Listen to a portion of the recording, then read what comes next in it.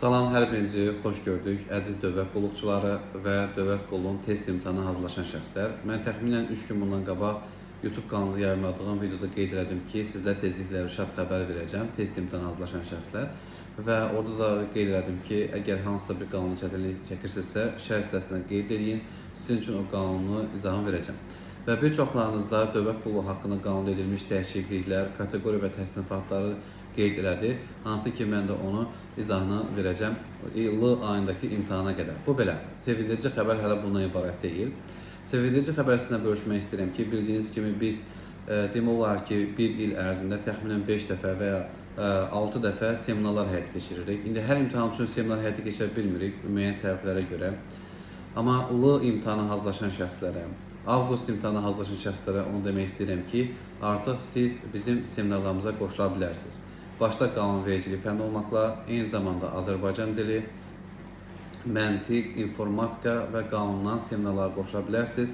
Seminara qoşulmaq tamamilə ödənişsizdir. Dediyim kimi, bu addım biz bir il ərzində 5 dəfə, 6 dəfə həmişə özü hazırlaşanlara köməklik göstəririk. Ümidvaram ki, bunu müsbət qiymətləndirirsiniz və sizə olan bu etimadı doğrulacaqsınız.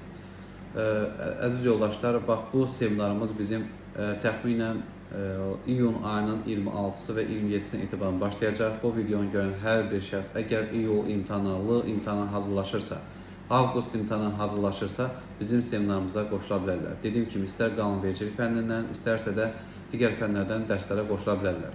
Təxminən bu ayın sonundan etibarən biz dərslərə başlayacağıq və imtahan gününə qədər dərslər, seminarlar davam edəcəkdir. Seminara dediyim kimi, burada hər hansısa bir qanunu, öz fənimdən mən sizə izahını verim. Qanunvericilik məsələn götürək. Qanunun hər hansısa bir başdan sona izahı, yəni nöqtəsinə vergülən kimi yox da, əsas imtahana düşən suallar əsasında, imtahana düşən suallar, test imtahanları nədən ibarətdir və ya kateqoriya və təsnifatların yeni formada işlənməsi, eyni zamanda kərgüzarlıq, korrupsiya, etik davranış və digər qanunların əsl imtahana düşən formada mən sizə izahını verəcəm. Eyni zamanda kursumuzun məntiq müəllimi olan Tural Eldaroğlu sizə məntiqdən imtahana düşən sualların hər birisini seminarda izahını verəcək. Məntiqdən 30 sualdan necə daha yüksək yazma olduğunu hər birisini xüsusi metodlarla sizə çatdıracaq. Eyni zamanda Azərbaycan dili müəllimimiz olan Səyyid müəllim Azərbaycan dilində olan nəzəriyyəni və ya sizə imtahanda 15-də 15 yazmağa kömək edəcək xüsusi metodların hər birisini izahını verəcək. İnformatika müəllimimiz isə Pərvanə xanım isə sizə informatikanın ən dərin çətin hesab edilən, ən dərin hesab edilən mövzuları birbaşa izahını verəcək. Bilirəm ki, bu 4 fənn içərisində ən çox bəlkə də çətinlik çəkdiyiniz, mən düşünürdüm ki, həmişə məntiq və ya qanundur. Amma artıq son dövrlər əmin olmuşam ki, bir çox tələbənin çətinlik çəkdiyi informatikadır. Həqiqətən də elə Pərvanə xanım informatikanı bizə, sizlərə, bizlərə, hər birisini nəzəri şəkildə, yəni mən necəyəm? Bax, həmişə məni soruşurlar ki, dərsə qoşulan, biraz geniş şəkildə istəyirəm ki, danışam.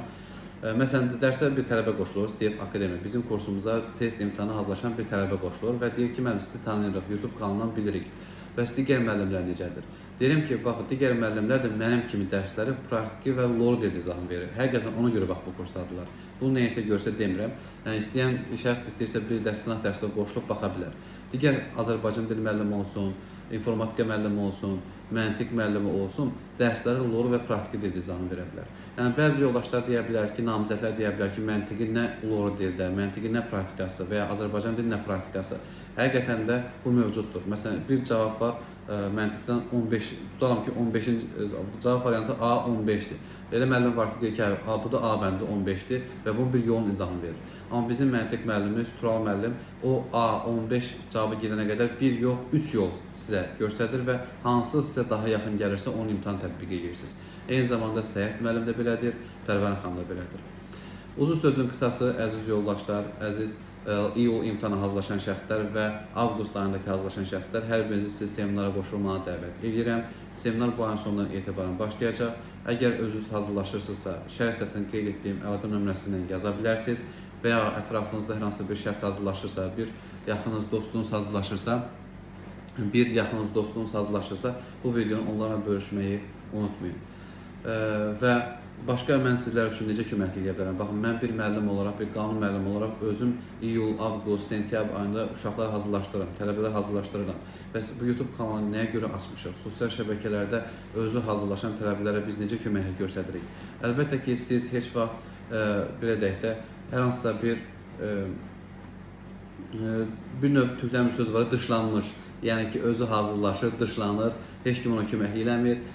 Bütün yerlərdə və bütün hallarda siz bunu görə bilərsiniz, amma bizim kursda bunu görə bilməzsiniz. Həqiqətən də bunun bariz nümunəsidir ki, biz bir il ərzində təxminən 6 dəfə, 7 dəfə belə seminarlar həyata keçiririk. YouTube kanalında sonsuz saysız hesabda qanunların həm test, həm də müsahibə üçün izahlarına baxırsınız.